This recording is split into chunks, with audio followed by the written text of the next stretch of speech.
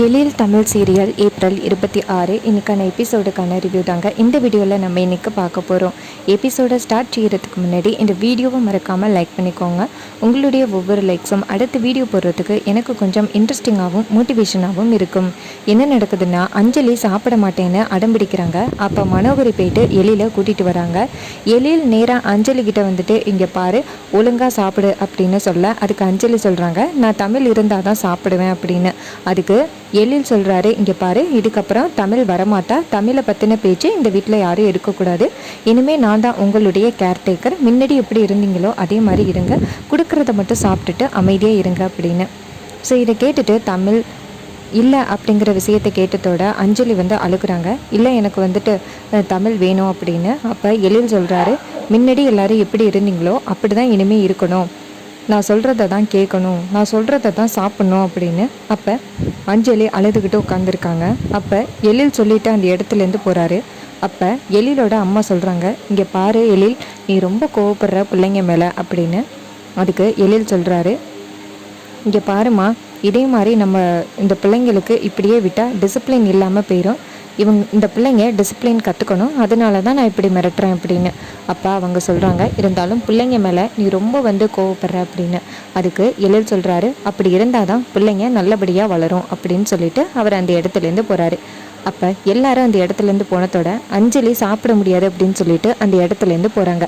அப்போ நம்ம மனோகரி சொல்கிறாங்க, மற்ற 2 பிள்ளைங்க கிட்டேயும், அபிகிட்டையும் கவின்கிட்டையும் சாப்பிடுங்க, சாப்பாட்டி போங்க அப்படின்னு சொல்லிட்டு மனோகரி அவங்க ரூமுக்கு போகிறாங்க. போயிட்டு, இந்த சுடர் இந்த வீட்டை விட்டு போன பிறகும் இந்த வீட்டில் தமிழை பற்றியே எல்லாருமே பேசிக்கிட்டு இருக்காங்க. இந்த வேலு என்ன தான் பண்ணுறான், சரி கால் பண்ணி பார்ப்போம் அப்படின்ட்டு நேராக வேலுக்கு கால் பண்ணுறாங்க. அவர் ஒரு பட்டறையில் உட்காந்துருக்காரு. அப்போ மனோகரி கேட்குறாங்க, என்ன பண்ணுற, அந்த தமிழை பிடிச்சிட்டியா இல்லையா, இந்த வீட்டுக்குள்ளே இருக்கா அப்படின்னு தான் உன்னால் இது வரைக்கும் தமிழை தொட முடியலை. அவள் வீட்டை விட்டு வெளியில் போயிட்டா, இதுக்கப்புறமாவது அவளை பிடிச்சாதான் என்ன அப்படின்னு. அதுக்கு வேலு சொல்கிறாரு, இங்கே தான் எங்கேயோ இருக்கா, நான் கண்டிப்பாக நாளை காலையிலக்குள்ளே பிடிச்சிட்றேன் அப்படின்னு. மனோகரியும் சரி அப்படின்னு சொல்லிட்டு ஃபோனை கட் பண்ணுறாங்க. அப்போ வேலு எங்கே பார்த்தாலுமே தேட ஆரம்பிக்கிறாரு. இன்னொரு பக்கம் நம்ம தமிழை காமிக்கிறாங்க. தமிழ் படுத்து கிடக்குறாங்க. அப்போ அந்த பாட்டி தமிழுக்கு சாப்பாடு கொடுக்குறாங்க. அப்போ தமிழ் சொல்கிறாங்க, இல்லை பாட்டி, எனக்கு பசிக்கலை அப்படின்னு. அப்போ பாட்டி சொல்கிறாங்க, பந்தத்துலேருந்து சாப்பிடாமல் இருக்க, சாப்பிடு அப்படின்னு சொல்ல தமிழும் வாங்கி அப்படியே சாப்பாடை பிசைஞ்சிக்கிட்டு உட்காந்துருக்காங்க. அப்போ திடீர்னு எங்கே பார்த்தாலும் இடி இடிக்குது. அப்போ தமிழ் சொல்கிறாங்க, ஐயோ அஞ்சலிக்கு பயமாக இருக்குமே, இருங்க பாட்டி அப்படின்னு சொல்லிட்டு சாப்பாடை வச்சுட்டு அந்த இடத்துலேருந்து ஓடுறாங்க. நேராக எழில் வீட்டுக்கு ஓடுறாங்க.